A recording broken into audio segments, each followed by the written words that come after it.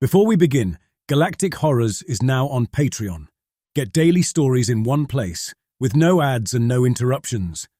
Link is in the description or search Galactic Horrors on Patreon. Now, let's begin the transmission.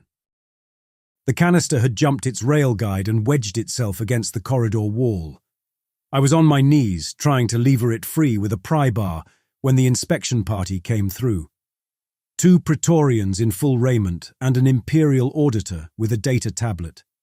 The raiments were biomechanical war suits bonded to the wearer's nervous system, sealed from helm to boot. They moved like something between armor and animal, their surface plates shifting with each step. The corridor on Band 14 was 2 meters wide. The Praetorians filled it the way a fist fills a glove. The rest of us pressed against the walls and kept working because you didn't stop during an inspection unless you wanted to explain the stoppage, and explaining anything to a Praetorian meant standing within arm's reach of a man who could erase you. I say erase because that was what their weapons did. Every Praetorian carried an absolver, a blade that severed atomic bonds in whatever it touched.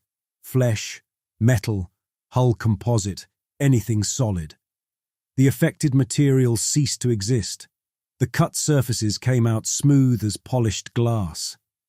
I had seen what an absolver did to a man once, on Band 12 3 years back. The memory was specific enough that I didn't need to see it twice. The auditor flagged our production numbers halfway down the processing deck. Shift output had dropped 11% below the quarter target, and he wanted accountability, so he called Harlan Rowe to the front. Rowe was our shift foreman. 51 years old and a lifer on 14, the closest thing I had to someone I trusted. He walked up to the auditor. The auditor told Rowe that if the shortfall continued, he would recommend reducing atmospheric allocation for the entire shift crew. He said it the way someone might mention adjusting a thermostat. Less air for 200 people because a number on his tablet was wrong. I watched from the rail junction. The pry bar was still in my hand. I could feel its weight against my palm. And I had the thought I always had during inspections, the one about distances, angles, and how fast a dross worker with a metal bar could close on an unarmored auditor before a Praetorian intervened. It was fantasy. The math never worked. One of the Praetorians was Marcus Fell. I knew the name because every dross worker on Band 14 knew which Praetorians were assigned to our section. You learned them the way you learned which bulkhead seals leaked. Fell moved farther down the processing deck while the auditor finished with Rowe. He stopped near a junction. That was when the canister bank ruptured. The failure was chemical. Superheated feedstock in a pressurized processing unit. Seal degradation from years of neglect. The canister blew sideways and sprayed boiling fluid across the deck. 2 haulers dove behind the rail housing. Fell didn't flinch. His absolver activated. I saw the blade extend from his gauntlet, a line that split the air itself, a dark seam where the visible world simply stopped. He swept it through the ruptured canister in a single lateral stroke. The section of canister the blade touched vanished cleanly. The spray stopped because the source had disappeared. Where the cut passed through the metal, the edges were seamless, as if the canister had been manufactured to end exactly there. But the pressure shock had already gone somewhere. It kicked through the rail housing and into a guide assembly bolted to the old secondary supports. The whole structural line gave one deep, complaining tremor beneath my knees. Fell deactivated the blade and continued walking, casual as a man swatting a fly. I looked at the perfect termination of matter where matter should have continued. Then I looked at Rowe, still standing in front of the auditor, absorbing the threat to our air supply with his eyes on the deck plates. One of those 2 things was the real danger. Both of them were the Empire. The structural failure started 9 minutes later. Band 14 was old. 40 years of continuous operation had left it patched and repatched, its members corroded by chemical exposure, its maintenance budget stripped by an administration that treated the bands the way it treated the people on them, as something to be used until it broke. The partition that gave way was a secondary on the processing deck's starboard side, already weakened, already asking for replacement in inspection logs no one in the spires read. The earlier pressure shock had shifted it just enough. When it buckled, it displaced the adjacent bulkhead, torqued the rail track, and cracked an atmospheric seal in the next section. The cascade was fast. Emergency klaxons fired. The lights shifted to amber evac protocol. I was 30 meters from the failure point and moving away when the second partition collapsed and the deck pitched under my feet. I went down hard. Canister racks toppled around me. The rail track buckled and threw sparks across the deck in a bright, useless display. Atmosphere was venting from the breach. I felt the pressure change in my ears, a tightening, a wrongness. Emergency seals dropped along the corridor, sectioning the deck into survivable compartments. I was in a pocket of intact corridor between two sealed sections, and the air was thinning because the seal behind me wasn't holding. Vapor streamed through a crack in its frame. I had minutes. Marcus Fell was on my side of the breach. I could see him 15 meters up the corridor, pinned under a massive section of collapsed partition. The structural beam had caught his raiment across the midsection and driven him into the deck plating. The suit was cracked. Something along its left flank sparked and stuttered.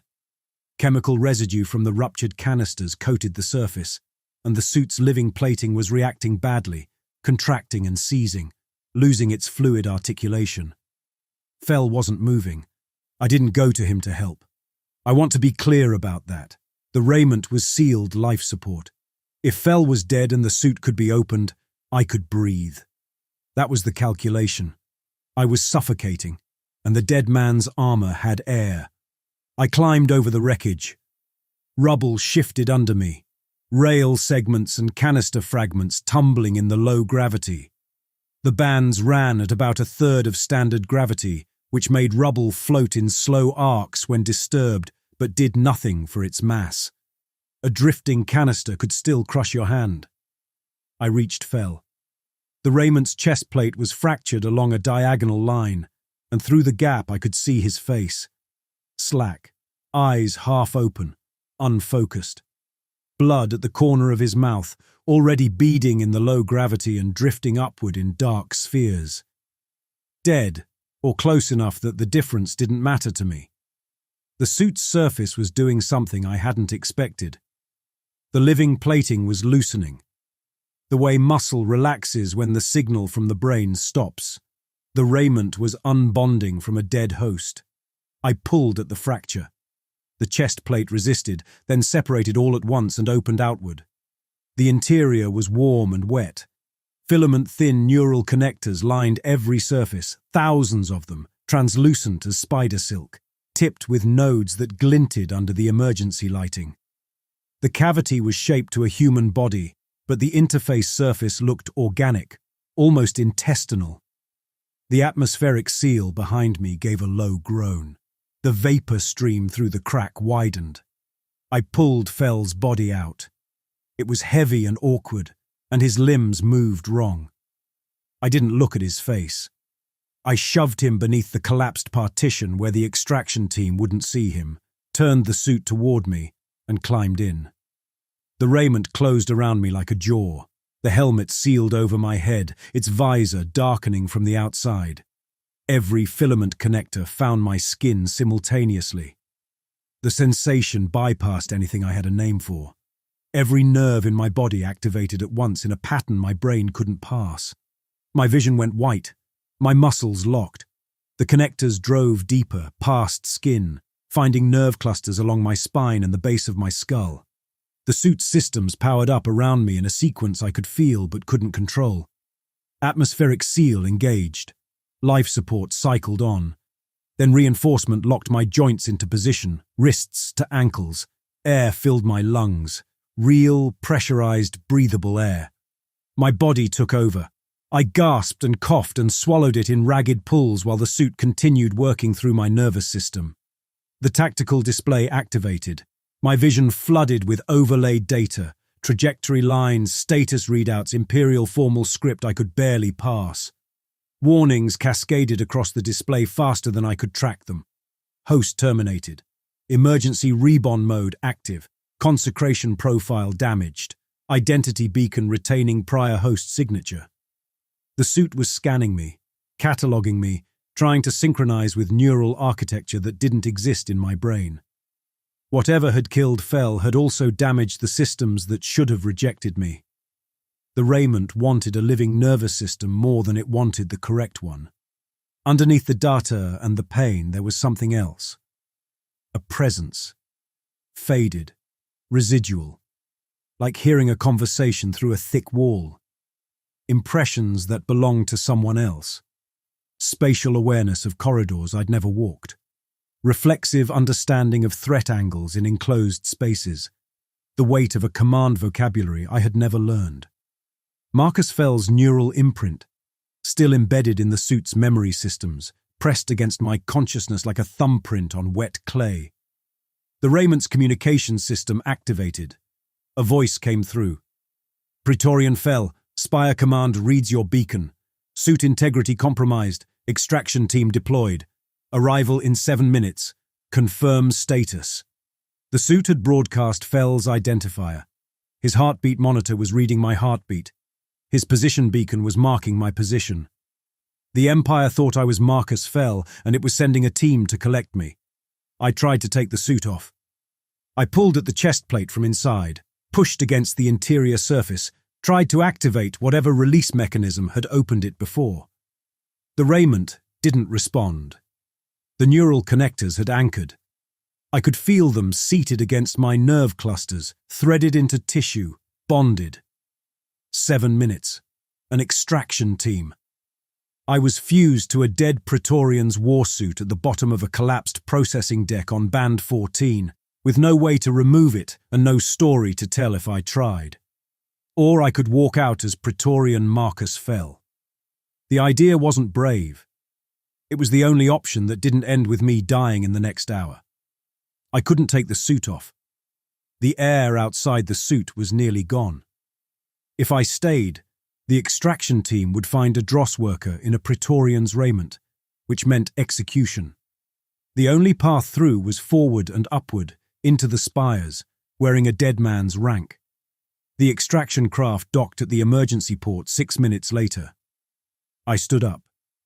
The raiment moved with me, compensating for my clumsy weight shifts and correcting my balance in ways that felt like being steered from inside my own skeleton.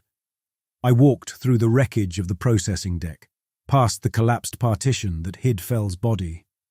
Through the emergency seal the extraction team cut open from the other side. 2 Imperial medics in sealed gear, a junior officer with a sidearm and a clipboard. They looked at the raiment and saw a Praetorian.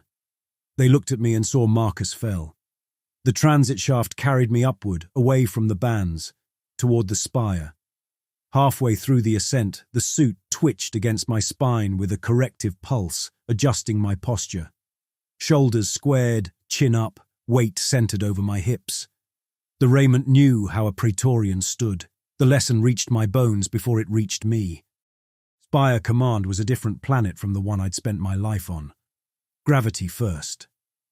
The bands ran at roughly a third of standard, enough to keep tools on surfaces and workers on floors, but everything drifted and required calibration. The spires had gravity plating tuned to full old Earth standard, and when I stepped off the transit platform, my legs almost buckled. The weight of my own body hit me like a dropped canister on a full gravity deck. The raiment compensated instantly, locking my knees, adjusting my gait, carrying me through the first few steps while my muscles screamed underneath.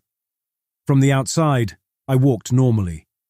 Inside the suit, I was being puppeted through basic locomotion by a machine that expected its wearer to handle full gravity without effort. The spaces were wide.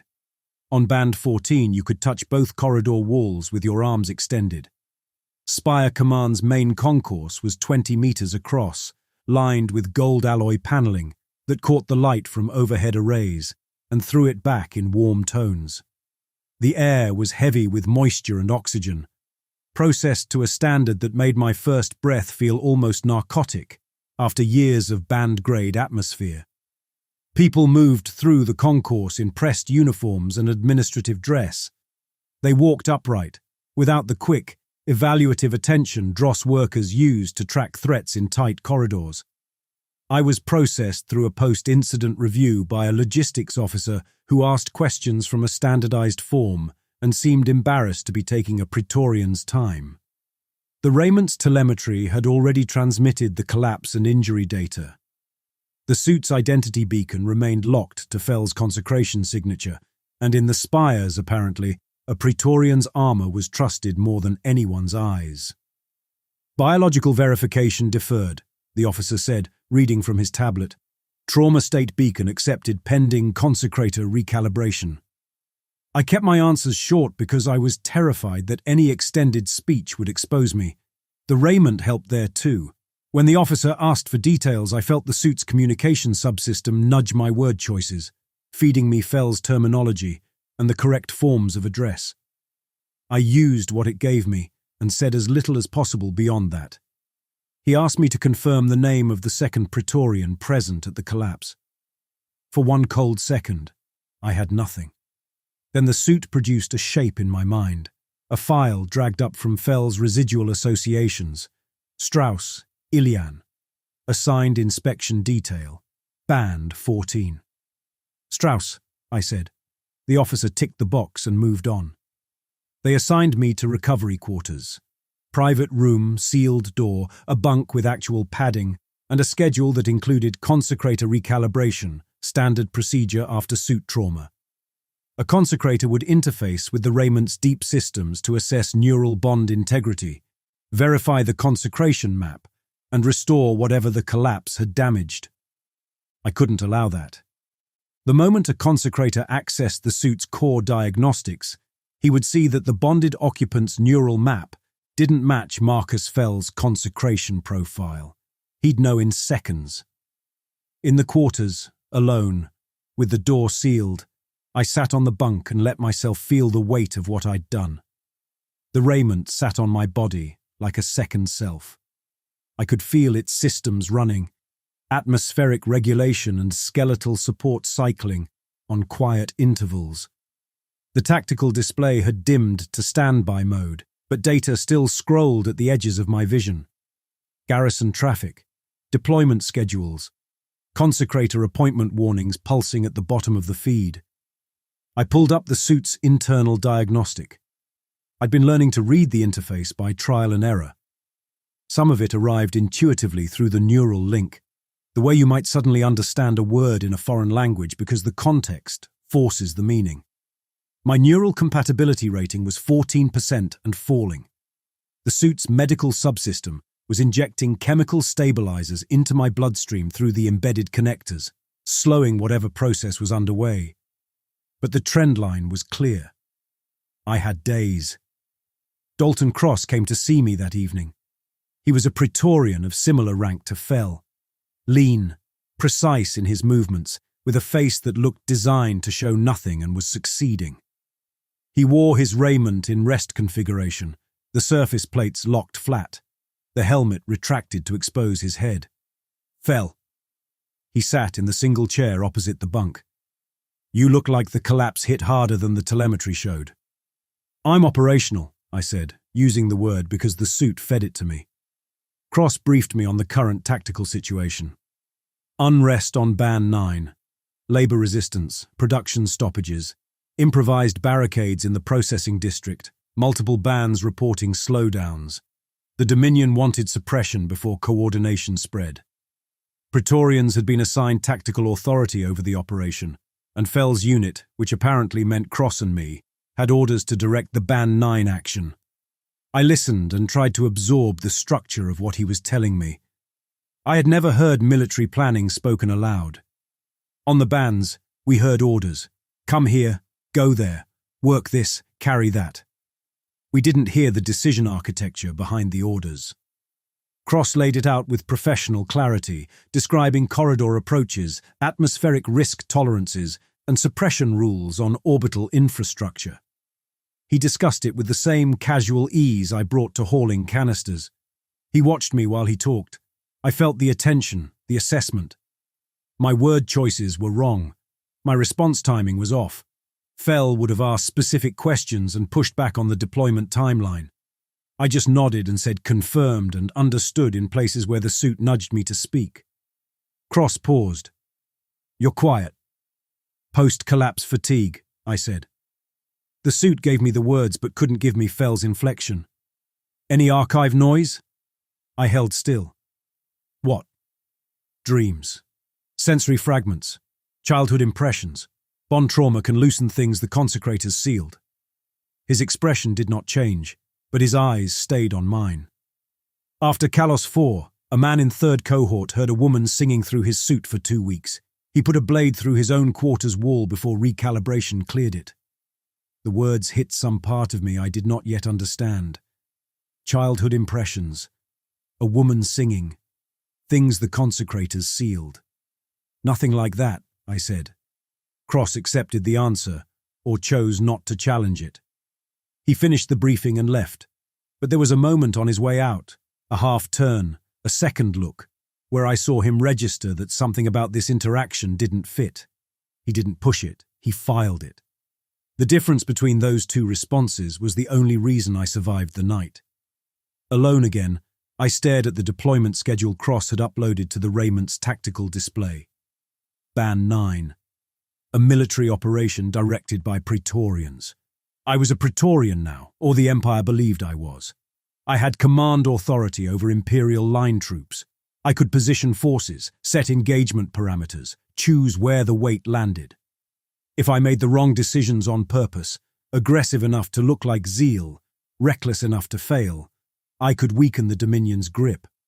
I could create gaps for the laborers to exploit, openings in the perimeter where overextended Imperial lines couldn't hold. It was a hauler's plan. Break the machine by pulling the wrong lever. But it was a plan. And I had days before the suit killed me. For the first time in my adult existence, I had access to a lever. That night, the seizure came. It hit without warning. A detonation behind my eyes, my muscles locking, my vision replaced entirely by something that did not belong to me. A corridor. Band architecture, low-ceilinged, narrow, residential, seen from below, from the height of a small child. Small hands on a railing, a voice somewhere behind and above. Speaking words I couldn't make out but carrying an emotional register that went through me like voltage. Grief and desperate love tangled together. Then blankness. I was on the floor of the recovery quarters with blood on my upper lip and a tremor running through my left hand that took 4 minutes to stop. The Rayment's diagnostic showed my compatibility had dropped to 12%. I wiped the blood off my face and opened the tactical display. I requested immediate field deployment to the Ban 9 operation, citing tactical urgency. Cross supported the request from his quarters. Commander Hadley, the Spire's garrison commander, approved it within the hour. Hadley was a career administrator whose primary concern was production continuity. The tactical request reached him with 3 lines of justification and a projected restoration curve. He did not ask whether the plan was wise. He asked whether it would recover output. The consecrator recalibration was deferred. I had traded one death for another. Now I had to command a military operation I didn't understand, against the people I was trying to save, using a body that was eating itself from the inside. I pulled up the Ban 9 corridor maps on the tactical display and started looking for a way to lose on purpose. The operation went wrong because I mistook damage for strategy. Ban 9's production district occupied a 12-kilometer arc of the orbital ring, and the labor resistance had fortified a 2-kilometer section using industrial equipment as barricades. Overturned processing rigs and canister racks had been welded into crude walls across the main corridors. It was the kind of defense a dross worker would build, heavy, immobile, placed by people who understood structural load but nothing about military engagement. I commanded from the upper transit port, aboard a security corvette that served as the mobile tactical center. Cross stood beside me at the operations display. Below us, through the corvette's external feeds, Imperial line troops in sealed combat armor moved into position at 4 corridor entries. My sabotage was simple. I ordered the primary assault force into a corridor approach that would overextend the Imperial line by 400 meters past defensible positions. That would create a gap in the southeast perimeter, giving the Band 9 laborers room to fall back into the maintenance infrastructure. I framed it as aggressive forward momentum, the kind of overconfident push an ambitious Praetorian might order after a desk-bound commander approved a fast timeline. Cross gave me a look when I issued the order. That extends beyond effective support range. I want pressure on their center, I told him. Collapse the barricade line and we're through. He accepted it. A Praetorian's tactical authority was broad, and Fell's service record apparently showed a pattern of aggressive forward action. I was matching a dead man's reputation by accident. The line troops went in. Through the suit's tactical feed, I watched them advance, blue icons moving through a schematic of Band 9's corridors, pushing past the barricade line toward the fortified production section. The southeast gap opened behind them, exactly as I'd intended. The laborers on Band 9 couldn't exploit it. They weren't organized enough. They didn't have communications equipment or anyone directing them who understood that a gap existed and what it meant. Some workers on the periphery saw the opening and ran for the maintenance shafts. Most stayed in the center, behind the barricades, fighting with cutting torches and pry bars against soldiers in combat armor, with kinetic weapons and riot suppression gear. One external feed caught a woman in a welding hood dragging a boy by the collar toward the southeast opening.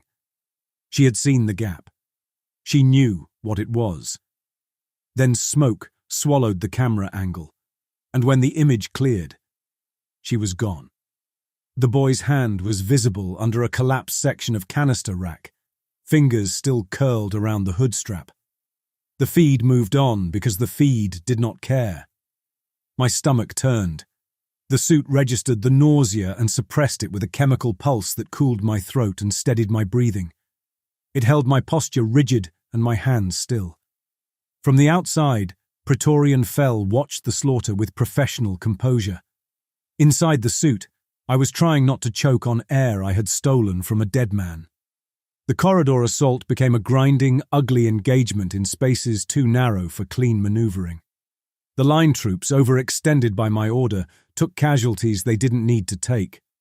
Crossfire filled pressurized corridors. Ricochets snapped off bulkheads.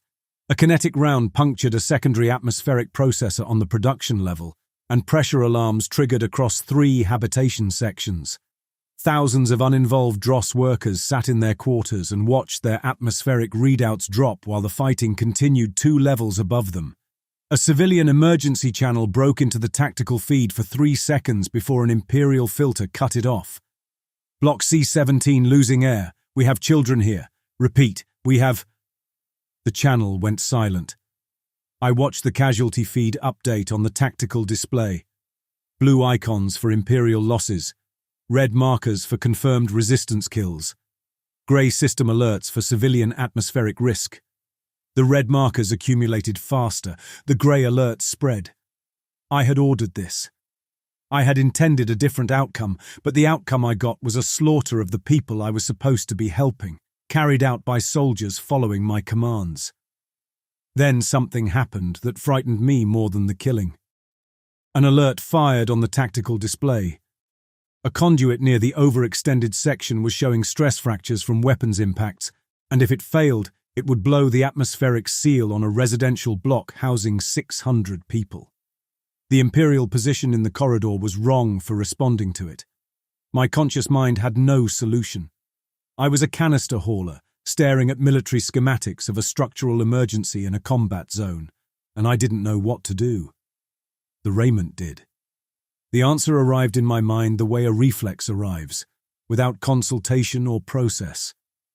I knew suddenly and completely that pulling the 3rd platoon back 200 meters and reorienting them to seal and brace the conduit junction while the 4th platoon held the corridor would stabilize the section. I knew the timing, the communication protocol, the specific unit designations. The knowledge was in my mouth before I decided to speak, and the words that came out were precise, correct, and delivered in a command cadence I had never used. Cross executed the order without hesitation. The platoons moved. The conduit held. Block C-17 stayed pressurized.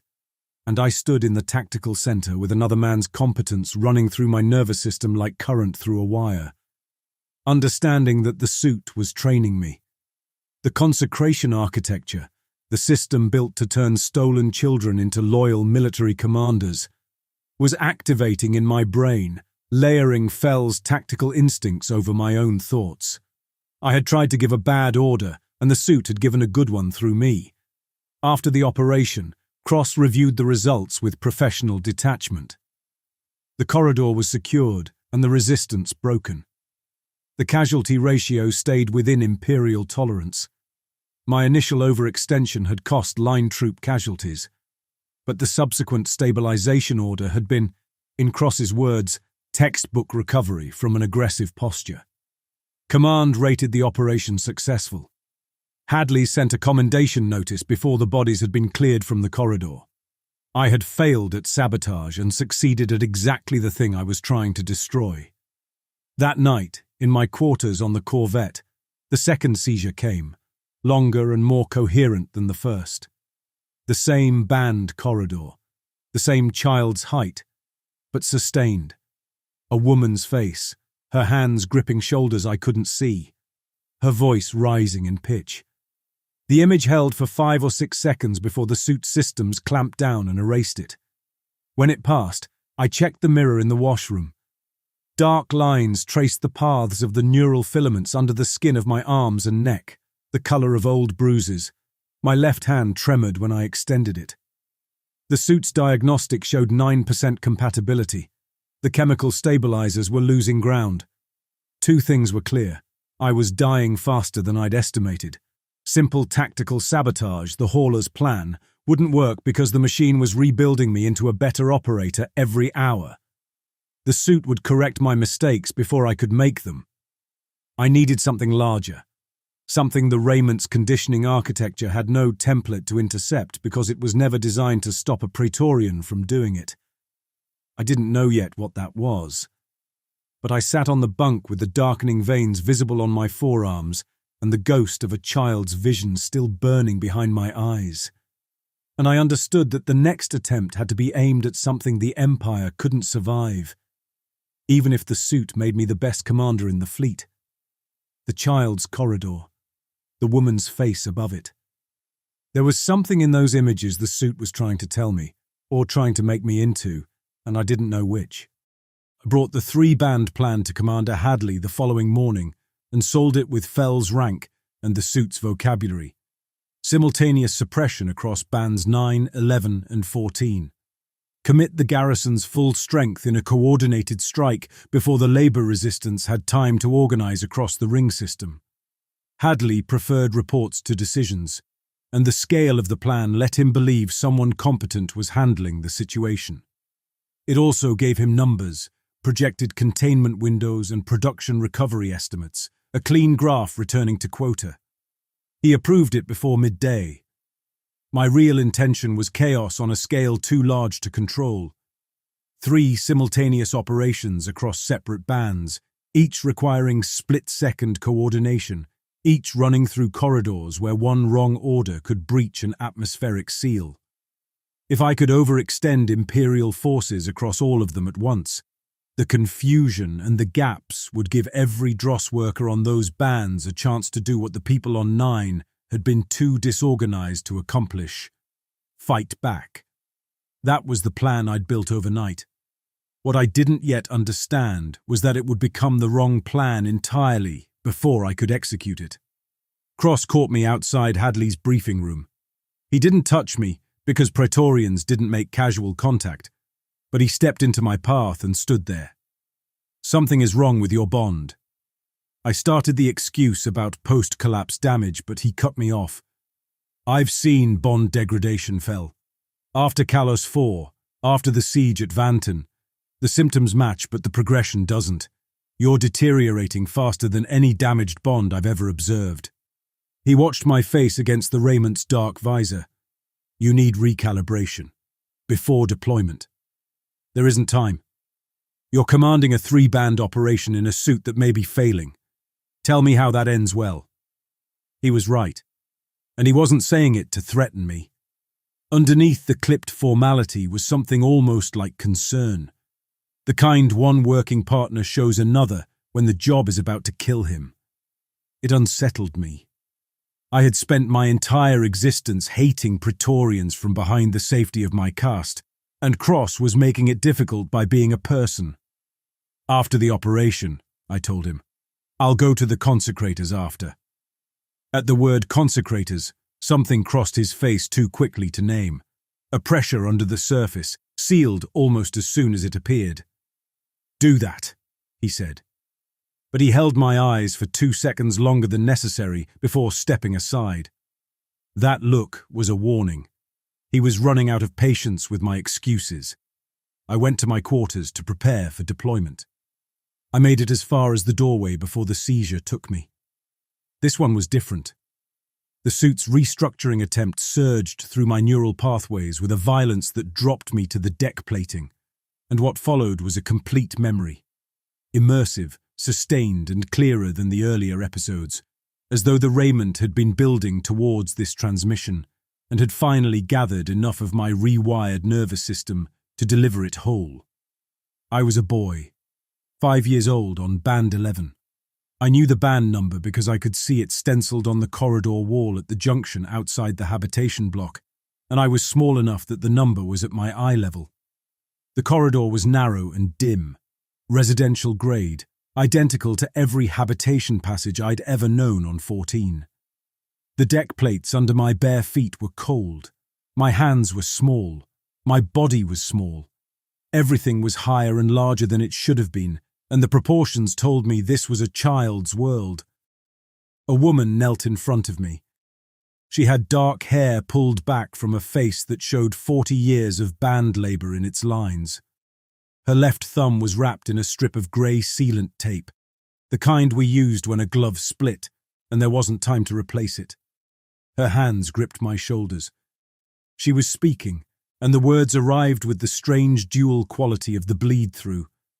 I could hear them through the boy's ears and feel them pressing against my own comprehension at the same time. She was saying his name, the boy's name, the name the consecration would erase. Behind her, in the habitation block's open doorway, 2 figures in sealed uniforms waited. Administrative caste, Dominion insignia on their shoulders. One of them held a data pad. The other held a small case, medical equipment, though the boy didn't know that yet.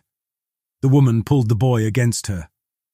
I felt the pressure of her arms, the way her body shook, the sound of her voice breaking apart into something beyond words. The administrative handlers stepped forward. One of them spoke, formal and procedural, citing authorization codes. The woman's scream filled the corridor and bounced off the low ceiling. The boy was lifted away from her. Her hands were on his arms, then on his wrists, then on his fingers, then reaching through empty air. They carried him through the corridor, into a transit shaft. The door sealed. Through the shaft's narrow viewport, the woman's face shrank below, mouth open, hands reaching upward, diminishing as the shaft climbed toward the spire. The memory jumped. Hours or days forward. A facility I didn't recognize and yet did, because parts of it looked like the interior surfaces of my own raiment, built larger. The same translucent filaments, the same node-tipped connectors, a cradle sized for a child's body, and adults in dark ceremonial robes standing around it. Consecrators, though the boy had no name for them. They spoke to each other in technical language the child couldn't follow. They placed him in the cradle. The connectors found his skin, then white, pure, total, and searingly wrong. The same sensation I had experienced when the raiment first bonded to me in the wreckage of Band 14, but from the child's side. The boy's memories were being severed the way an absolver severs matter. The same singularity-edge technology was applied at the atomic scale to the neural pathways that held his mother's face, his name, the corridor on Band 11, the cold deck plates under bare feet. Everything the blade touched was erased, reduced to the same smooth nothing the absolver left behind when it cut through metal. The memory resumed weeks or months later, the same boy but different, quieter. His voice had changed, new words filled his mouth, combat nomenclature and imperial formal register. He moved differently. He responded to a new name, Marcus. The bleed-through ended. I was on the floor of my quarters at Spire Command, shaking, bleeding from both ears. The Raymond's diagnostic showed compatibility at 5%. My left hand had stopped tremoring because the nerves controlling it had gone partially dark. I could see the vein pattern of the neural filaments tracing up my forearm and across the back of my hand like a map of the suit's invasion. I understood. Every Praetorian in the Orate Dominion had been born dross. The caste divide was a wound. The consecrators took children from the bands between the ages of 4 and 6, cut away the neural pathways that held their names and mothers and first homes, and rebuilt them into soldiers loyal to the system that had stolen them. Absolver technology for matter. Consecration for memory. One empire, two forms of erasure. Cross had been one of those children. So had Strauss. So had every Praetorian who had walked through Band 14 on inspection. Someone's son. Someone's daughter. Someone's empty place at a meal table in a habitation block. And the man whose suit I wore, Marcus Fell, had been born on Band 11. Taken from a mother who might still be hauling canisters, still working shifts, still grieving a boy she lost more than 20 years ago. The rebellion I had built in my head, the haulers' plan to destroy the Praetorian caste, was a plan to kill stolen children. The parents I was fighting to liberate would be, in victory, mourning sons they never got back. I sat on the deck with blood drying on the sides of my neck, and the image of that woman's taped thumb seared into whatever was left of my functional memory. The sabotage plan was finished. The 3-band operation would still happen, but it would serve a different purpose now. The dross needed the truth. If the workers on the bands learned what the Praetorians actually were, their own children, stolen and rebuilt, the Empire's legitimacy would collapse at its foundation. Military force could not hold a system together once every soldier was revealed as a kidnapping victim. I didn't need to win a battle. I needed to get to a communications relay and broadcast what the suit had shown me to every band in the Meridian system. Band 11 had a relay hub, and the 3-band operation would put me there. The operation launched the next morning at 0600, Spire time. Imperial forces deployed across bands 9, 11 and 14 simultaneously, and I commanded from the Band 11 tactical position because I had chosen it. This was where Fell was born. This was where the relay hub could reach the entire ring system. I had 2 layers of orders running. The visible layer, aggressive simultaneous suppression, as Hadley had approved. The hidden layer underneath, positioning forces to create the maximum possible chaos, while I reached the comms hub on Band 11's maintenance level. The suit fought me from the first command. I issued a deployment order intended to scatter a line troop company across too wide a corridor front. The Raymond's tactical conditioning fired before I finished speaking, flooding my mind with the correct deployment pattern, and different words came out of my mouth. I caught it barely, and issued a correction that sounded like tactical revision, rather than a man arguing with his own nervous system. Cross, monitoring from his position at the Band 9 operation, acknowledged the revised order without comment. My body was failing. The capillaries in my right eye had burst overnight, turning the white a dark, constant red. My left arm went numb in intervals that lasted longer each time, 30 seconds, then a full minute, then stretches where I couldn't feel anything below the elbow at all. The Raymond's tactical display stuttered at the edges with fragments of Fell's training memories. A combat drill in a Spire gymnasium, the absolver technique called First Severance, a child's hand reaching for a transit shaft window. The suit's diagnostic had stopped displaying my compatibility number. I took that as a sign that the number was no longer worth displaying. The fighting on Band 11 began 20 minutes into the operation. Dross workers in the processing district had barricaded the main corridors, and the Imperial line troops were pushing in from the upper transit ports. I guided the assault with intentional misdirection, scattering forces into secondary corridors while keeping the maintenance-level access route toward the relay hub uncontested. The suit corrected 2 of my orders before they left my mouth. The third one I managed to deliver as intended by thinking it in a way that the conditioning architecture interpreted as aggressive flanking rather than self-sabotage. I was learning to lie to my own nervous system. Cross contacted me over the command channel. His voice came through. "Fel, hold your position. I'm transferring from 9. He was coming to Band 11. I had maybe 20 minutes before he arrived. I left the tactical center. The corridors of Band 11 were a war zone. Sections decompressed, emergency lighting casting uneven pools of amber across rubble-strewn passages. Imperial troops and Dross fighters engaged at close range in spaces where the sound of kinetic weapons in pressurized corridors was physically painful. The raiment carried me through it. In places where an unarmored person would have died in seconds, through hard vacuum, collapsed bulkheads and crossfire, the suit absorbed and compensated. My failing body inside it barely registered the impacts. The suit was doing everything now. I was a passenger in the last hours of a vehicle tearing itself apart. In a junction corridor, a moment of stress triggered the absolver. The blade activated without my conscious command. The neural interface had deteriorated enough that the weapon's activation pathway was firing on reflex arcs I couldn't control. The singularity edge cut through a section of corridor wall, and a clean arc of bulkhead plating ceased to exist, exposing the conduit space behind it. A pressure alarm blared. I clamped down on the activation signal with everything I had left, and the blade retracted. My arm burned along its full length from the effort.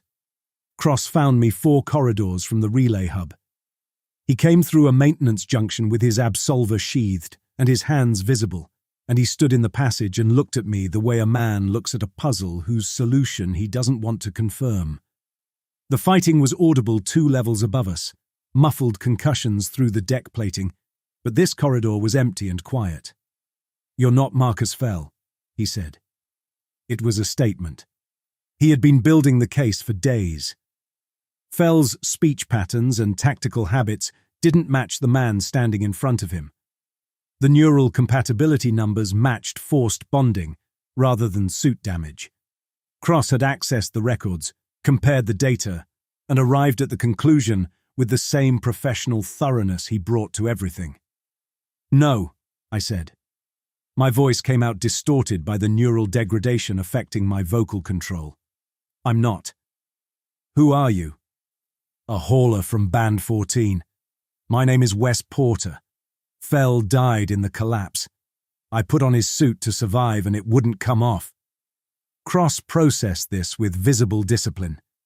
His expression barely shifted, but his weight settled differently, a combat readiness adjustment so trained into his body that it happened below conscious thought. His hand moved toward his absolver, then stopped. I didn't have time for the version of this conversation where he arrested me. "I know what you are," I said. "I know what you were before they made you this." "Explain." The suit showed me. Fel's memories, the ones the consecration was supposed to destroy. They're still stored in the Rayment's deep archive. Raw bond record. Hardware level. Consecrators use it for recalibration because it can't be edited without destroying the suit. His eyes narrowed. He knew that part. That mattered. "Every Praetorian was born Dross," I said. "You were born on a band somewhere. Taken as a child, 4 or 5 years old. The consecrators use the same technology that powers the absolver to cut away your original identity. Your memories and your mother, erased at the atomic level and replaced with this." I gestured at his raiment. At mine. At the empire above us. Cross stood very still. The conditioning held. It was engineered to hold against exactly this kind of claim, but something behind it fractured. I could see it in the way his eyes moved, a rapid involuntary scanning, the way a man looks when the ground shifts beneath him and he's searching for stable footing. "That's impossible." "The archive will show you." Your own raiment has it, your consecration, your childhood, the name you had before they gave you this one. Cross didn't move. He didn't draw his weapon or call for backup. He stood in the corridor on Band 11 with the fighting shaking the deck plates above us. And for the first time since I'd met him, Dalton Cross looked uncertain. Those moments of discomfort he must have experienced around dross workers, the archive noise he'd dismissed, the absence of any memory before age 7 that he'd never questioned. All of it was in his face now, pressing against the architecture built to keep it buried. His command channel chirped. I heard the clipped spill of it through his suit's external speaker. Praetorian Cross. Confirm contact with Fel. Biometrics irregular. Intercept and hold for consecrator retrieval. Confirm. Cross's hand tightened on his absolver's grip. I waited for him to answer. He opened the channel. Negative contact. Signal interference in maintenance levels. Continuing search. The channel clicked off. That was the first real betrayal of the Empire I had seen from a Praetorian, and it cost him nothing visible. Only the smallest delay. Only one lie in a war built from them. I'm going to the relay hub, I told him. I'm going to broadcast Fel's memories to every band in the Meridian system. Every worker on every ring will see what the consecrators do, what they did to Fel, what they did to you. Cross's hand was still on his absolver's grip. If he activated it and swung, I would cease to exist from the point of contact outward. My body would open into absence. He didn't swing, he didn't step aside. He stood there, caught between the person he'd been made into and the person he might have been, and the war between those two positions was written in the rigid lock of his body. I walked past him. He let me. The relay hub was a communications routing station on Band 11's maintenance level, a room full of transmission arrays and signal amplifiers feeding data to every band in the Meridian ring system. I sealed the door behind me and interfaced the raiment with the primary transmission array through a hardline port in the wall. The suit's neural link gave me access to its deep memory, the hardware-level recordings that stored everything the raiment's previous occupant had experienced through the neural interface, Marcus Fel's consecration. The archive resisted extraction. It was protected against corruption, misreadings, diagnostic tampering. I had to feed it out raw, without translation, narration, or mercy. The suit tried to close the file twice. Each time it did, the filaments along my spine tightened until my vision broke into white sparks. The third time, I drove the access command through the same pathway the raiment used when it forced tactical speech into my mouth. And for once, the violence went the other direction. Something tore inside the part of me the suit had already colonized. I opened the archived memory and fed it into the transmission array. The sensory recording of a 5-year-old boy on Band 11, pulled from his mother's arms, carried to a consecrator facility, placed in a cradle, and atomically rebuilt into someone who would never remember any of it. The mother's face. The mother's taped thumb. The institutional codes identifying the facility and the band of origin, embedded in the raiment's recording substrate. Evidence that could not be forged because it existed at the hardware level of the suit's memory architecture. The broadcast went out across every frequency the relay hub could reach. Every intercom, public display, wall screen, and emergency channel on every band in the Meridian system. The transmission lasted 41 seconds. Then my body gave out, and I collapsed against the relay console. The raiment seized around me, its failing systems locking into emergency conservation, and I lost time. Seconds or minutes, I couldn't tell. The last thing I registered before the darkness was the suit's tactical display, glitching and fragmenting, showing scattered status reports from across the ring. Anomalous activity on Band 14, refusal of orders on Band 9, unscheduled civilian movement across Band 6 through 12. One line of open traffic cut through the noise before the display died. Band 14 shift crews refusing atmospheric lockdown. Foreman Rowe identified among... Then nothing. Don't know how long the gap lasted. When awareness returned, it came in pieces. Sound first, then pressure, then a visual field that made no sense. My right eye showed the ceiling of the relay hub. My left eye showed a tactical overlay that connected to nothing, ghost data from a suit that was shutting down one system at a time. The fighting had spread. I could hear it through the walls, wider and less organized than anything from the initial assault. Voices. Running footsteps on deck plating. The vibration of emergency seals activating across multiple sections simultaneously. The broadcast had landed. What it had done was beyond my ability to track from the floor of a dead relay station, but the sounds told me it had been heard. Cross appeared in the doorway. He had cut through the sealed door with his absolver, a clean arc of missing metal where the locking mechanism had been. He stood over me with the blade still extended, and in the uneven emergency lighting he looked like what the Empire had built him to be, a weapon in human form, consecrated and absolute. His face showed nothing I could interpret. Was it true? I tried to speak. The neural damage had reached my vocal control, and the first attempt produced only a broken rasp. I forced the words through damaged pathways, each one costing visible effort. The suit's memory is hardware, uneditable. What it recorded happened. And mine would show the same. Yes. Cross looked at his own gauntleted hand, at the absolver blade extending from it, the same technology that had erased his childhood, miniaturized and weaponized and given back to him as a tool of enforcement. The irony was so total, it shouldn't have fit inside a single moment. But there it was. He deactivated the blade. He looked at me once more, then he turned and walked deeper into the maintenance corridor, away from the relay hub and the transit shafts that connected to the spire. He walked into the industrial guts of Band 11, alone, and the emergency lighting swallowed him by degrees until he was gone. I didn't know what he would decide. His story continued past the boundaries of mine. The Raymond systems failed entirely within the next several minutes. The tactical display died. The atmospheric regulation cut out. The structural reinforcement unlocked, and the suit's full weight settled onto my body. The neural connectors did not retract. They had anchored too deeply. The partial consecration had fused the filaments with the tissue along my spine and the base of my skull. The suit was dead, but it was part of me now in a way that cutting could not cleanly undo.